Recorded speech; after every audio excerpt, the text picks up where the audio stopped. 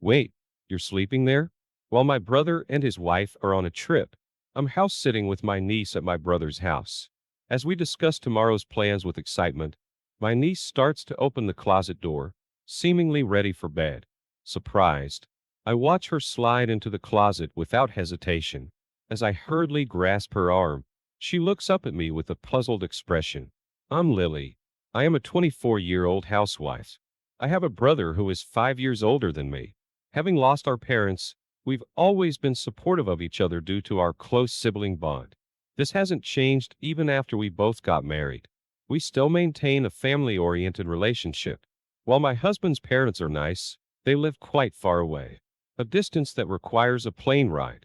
Due to the long distance, something you typically need to fly to cover, it's not so easy to ask for his help.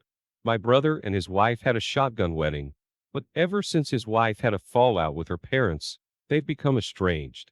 Without any neighbors to turn to, we found comfort and ease in our mutually supportive relationship. Furthermore, both our families have been blessed with daughters. For years after my niece was born, my daughter Alice came along, and the girls grew up as close as real sisters. As time went by, my niece, Emily, was about to turn 10 when John told me about their upcoming 10th wedding anniversary trip. Would you mind looking after Emily while we're away? It's just an overnight trip nearby. We thought it would be nice to have some alone time as a couple. Seeing my brother happily blush as he spoke, I readily agreed with a hearty, sure, no problem. We roughly planned out the schedule, and when I asked when I should come to pick up Emily, my brother shook his head. Apparently, my brother was concerned about leaving the house unoccupied due to security reasons and wanted me to stay over instead. Although I teased him for being a worrywart, I eventually agreed to his request, leaving my own daughter, who was still uneasy about sleepovers, in the care of my husband. Days passed uneventfully until the day of their anniversary trip, and as planned, I went to stay at my brother's house. As Emily, looking a bit nervous, watched her parents leave, I took her hand to reassure her. Now, it was just the two of us for the house sitting. Initially, I planned to bring my daughter along and just have my husband pick her up at bedtime. However, Emily was unusually adamant about not inviting her to the house, so I gave up on that plan. Of course, we had visited as a family before, but she must have had a reason for not wanting her here today. It's a shame we can't invite Alice over to play, but we really can't, Emily said with a hint of loneliness. Then how about we go to my house after breakfast tomorrow? I promised, which made her eyes light up. Having prepared some more challenging games and puzzles that even adults would enjoy, in consideration of Emily, who usually played along with my daughter, I asked Emily what she liked to play as we spread them out. We spent time playing games and preparing dinner together. However, Emily seemed nervous the entire time, sticking close to me and frequently glancing around the room. At first, I thought she was just lonely or anxious without her parents around, but her behavior remained unchanged even after several hours. When I asked if something was bothering her, but no matter how many times I asked, she just kept saying, "I'm fine. Nothing's wrong," without telling me what was bothering her. Emily's behavior was as if she was on guard against something invisible. I would come to understand its meaning only when bedtime arrived. Changing into her pajamas, Emily said with a smile, "Let's go to bed early today and start out for Aunt Lily's house in the morning," as she opened the closet door. Inside was a set of bedding, prepared at some unknown time. As I was struggling to grasp the meaning of this, Emily quickly laid down on the mattress and attempted to close the closet door, saying, "Good night." "Wait, Emily, you're sleeping in there?" I blurted out, somewhat louder than I intended. Emily replied with a serious face. "Yes, but it's okay. I'll leave it slightly open. If anything happens, I'll wake up right away." I tried to hide my confusion as I suggested, "Why don't we sleep together tonight?" After a few tries, Emily finally agreed and reluctantly got into my bed. She asked if it was okay to keep the bedding in the closet as her hiding spot, and even though it deepened the mystery for me, I naturally agreed. I then cheerfully asked, "Why do you need a hiding place?" After she made me promise not to laugh, she whispered her answer. "The monster is coming." If that were all there was to her story, I would have thought it endearing in the way children are. However, the story that followed was enough to make me believe in the existence of the monster. Emily shivered and clung to my arm. "The monster is very scary and clever. That's why it only comes when Daddy is not here. Mommy says I can't leave the closet until she has driven the monster away. She always cries while she's driving it away. I tried to help her once, but it was too scary when it pounded on the closet door. Hugging the trembling Emily, I let out a sigh and sighed. This monster was probably real. It probably wasn't a ploy to get a night owl kid into bed. I was caught off guard by my sister-in-law's affair, and I didn't know what to do.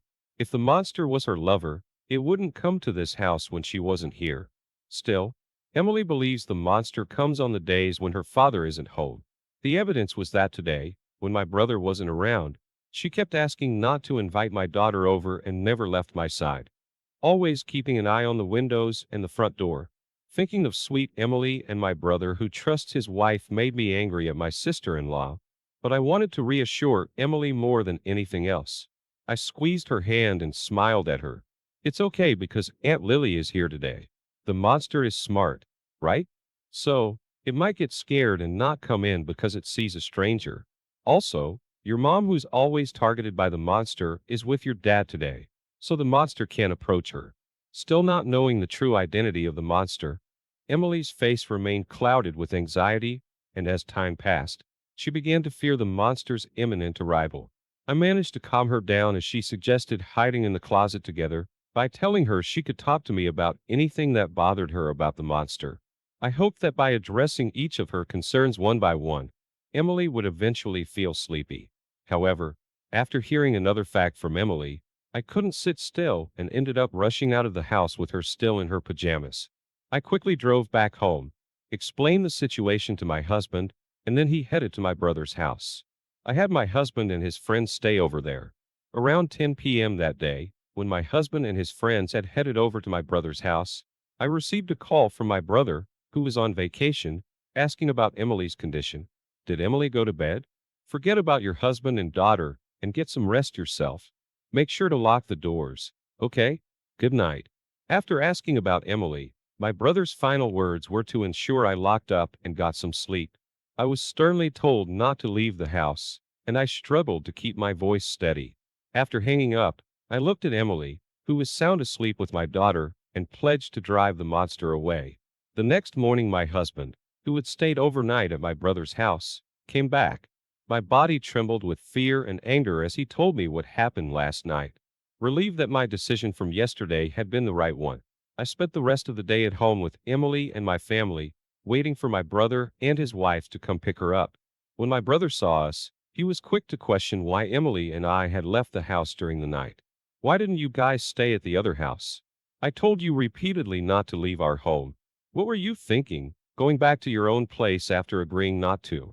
My brother's strong protest that I had broken my promise was met with a surge of discomfort. I coolly asked him how he knew we weren't home while he was on vacation. My brother then responded, I've given Emily a smartphone with a GPS function. His eyes were evasive as he answered, if that were true, then he wouldn't have insisted so persistently on the phone last night for us not to leave the house. It would have been easy for my brother to verify through the GPS that we weren't at his house. I suppressed the urge to confront my brother immediately and continue the conversation quietly so the kids in the other room wouldn't hear. By the way, late last night 2 unfamiliar men showed up at your place. Who were they? Why would they come to a house that should only have Emily and me in the middle of the night? Intruders came? I'm glad you're safe. My brother's voice was trembling, but it wasn't out of fear for the intruders or relief that his daughter was unharmed. His gaze darted around as if carefully selecting his words. Hey, about those guys. I pressed my brother further, demanding to know who the suspicious men were. But my sister-in-law cut me off. Perhaps to prevent more questioning, she loudly called Emily over, insisting they leave. As Emily, who had been playing in the other room, timidly showed her face, her mother forcefully took her hand. Suddenly, my brother also changed his demeanor, saying, I'm not forgiving you for this, but we're leaving for today. He started pushing Emily towards the door. My brother and his wife forcefully tried to take Emily, who clearly did not want to leave, back home with them. What? We're not done talking yet. I tried to stop them, but they just ignored me, not even bothering to look back. Emily, resisting her parents, reached out towards me. I quickly pulled her towards me, sheltering her behind my back. Hey, what do you think you're doing? My sister-in-law raised her voice in surprise, letting go of Emily's hand, but I kept Emily behind me, away from my brother and his wife. They spat aggressive words at us and rushed over, fueled by anger. My husband and I were determined not to let them take Emily and managed to force them out of the room. At the front door, waiting police officers swiftly apprehended my brother and his wife. The police tried to calm the disoriented couple, who were clearly not expecting this turn of events. Understanding their predicament, my brother argued, "If you don't give us back our daughter, then you should be the ones getting detained." My sister-in-law added, "They took our daughter from home and locked her up here. Please save Emily right away. You shouldn't be holding me back. I won't run or hide. So let me go." My brother shouted. Emily and my daughter, who had noticed the commotion and come out, were talking behind me, looking surprised. My daughter innocently remarked, "She doesn't seem locked up at all." I'm not sure whether my brother heard her or not, but he turned to Emily and commanded her to come to him in a strong tone. Yet, the severity of her father's demeanor scared her, and she refused to leave my side. My sister-in-law stood silently by the police officer, just watching my brother, not even trying to call Emily over. My brother, irate that things weren't going his way, was yelling in the entrance, completely restrained by the police officer. Seeing this, my husband pushed his smartphone in front of my brother's face. Noticing this, I told Emily and my daughter to wait once more in the other room and shut the door so they wouldn't hear the audio. After confirming this, my husband started playing a video he had recorded at my brother's house the night before, without uttering a word. Upon seeing it, the faces of my brother and his wife immediately turned pale. The video started with a key slowly turning in the lock of the house. It seemed they'd used a spare key. Two men quietly entered the room. The men, appearing in high spirits, greeted each other, mentioning my brother's name. "Didn't know we had company. Hey, how much did you pay?" He told me it was a 30% discount 'cause she's his sister. One of them smirked, looking over at my husband and his friends. When my husband's friend gave a vague response, avoiding the question, one of the men boasted that because they were good friends with my brother and his wife, they got an even bigger discount, even going as far as mentioning a specific amount. They continued, "We're lucky we get to play with the kids today." The profile of the man who laughed was so grotesque, it would be an insult to demons to call him one.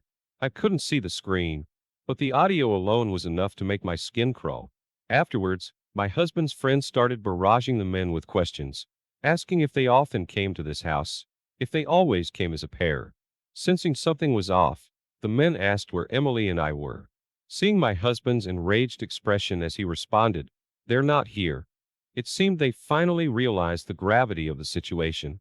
Realizing they weren't among friends here, the men quickly fled. Until the very end, they were either unaware of my husband's recording or deliberately didn't mention it. My brother, supposed to be their close acquaintance, seemed to have discovered the existence of the video for the first time and was shaking. My brother, now deathly pale, frantically stated, "I didn't know anything. I've been framed." I had thought until watching this video that my brother was uninvolved, and that my sister-in-law was the mastermind behind everything. However, the video contained clear evidence of my brother offering up Emily and me. His ignorance won't convince anyone. My brother was taken away by the police, and my sister-in-law feigned ignorance of the situation. But the police officer, who had already heard Emily's testimony, asked her to accompany him because he had many questions to ask her. Thus, they ended up in custody together. At a later date, the police interrogated my brother and his wife, who ended up confessing everything and were subsequently arrested. It turns out my sister-in-law would lure men into their home on the nights my brother worked late shifts and receive money from them. Realizing there was a demand for children among certain groups, she carefully exploited Emily in a way that wouldn't run afoul of the law. Emily, who knew nothing and was trying to help her bullied mother, was photographed posing as she was told. The pictures were merely innocent photos of a child.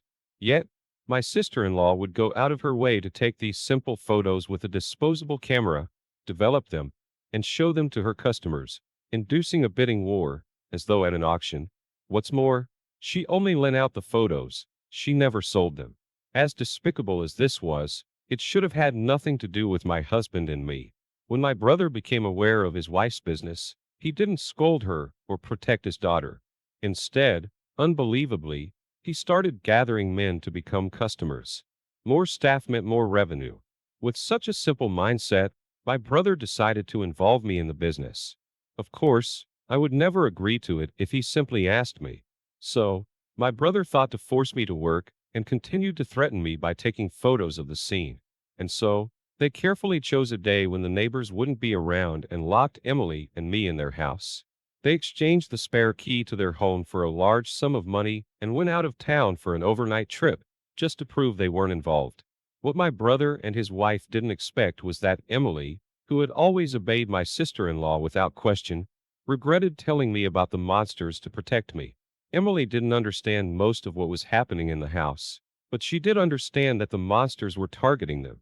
By telling me, she brought the hellish situation at my brother's house to light. That night, when I learned about Emily's predicament, I asked my husband to capture the image of these so-called monsters. They carelessly leaked a lot of information, so the police acted promptly when we reported it. We also reported it to Child Protective Services, making sure to protect Emily. When we told the police officer about my brother and his wife coming to our house, they were able to secure Emily from them.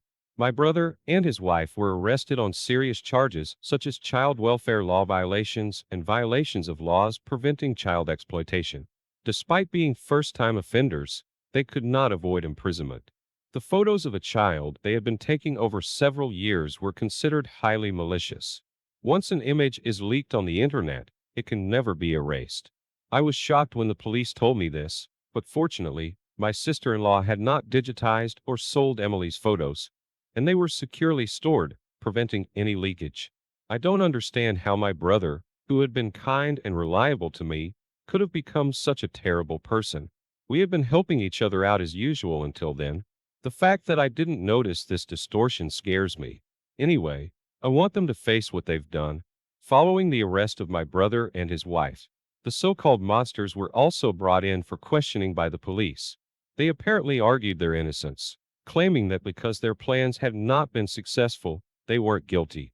However, it seems that the discovery of someone else's child's photographs at their residence and their involvement in other criminal acts confessed by my brother and his wife during their interrogations led to them also being arrested on multiple charges. After we took care of the monsters lurking in our lives, we went to the Child Protective Services to inquire about Emily's situation. Her parents were arrested, leaving her without anyone to care for her. In fact, they were unfit to be guardians in the first place, so custody of Emily was taken away from my brother and his wife. That said, neither my brother nor I have any living parents, and my sister-in-law's family is completely estranged. We learned that if no one from my sister-in-law's family would agree to take her in, Emily would be taken in by foster parents. After talking it over with my husband, we decided to adopt Emily. To me, Emily is not only someone I'm greatly indebted to, but also a girl I've grown to love as my own daughter. The thought of leaving her was simply unbearable. Luckily, my husband agreed, and we saw this as an opportunity to move to my in-laws' town. Our daughter, who loves her grandparents and has always wanted an older sister, is overjoyed. She's been excitedly looking forward to the weekend, when she could see her grandparents more often, and now her wish of having Emily, who she adores, as her big sister came true. And as for Emily, who finally got out of the clutches of her abusive parents,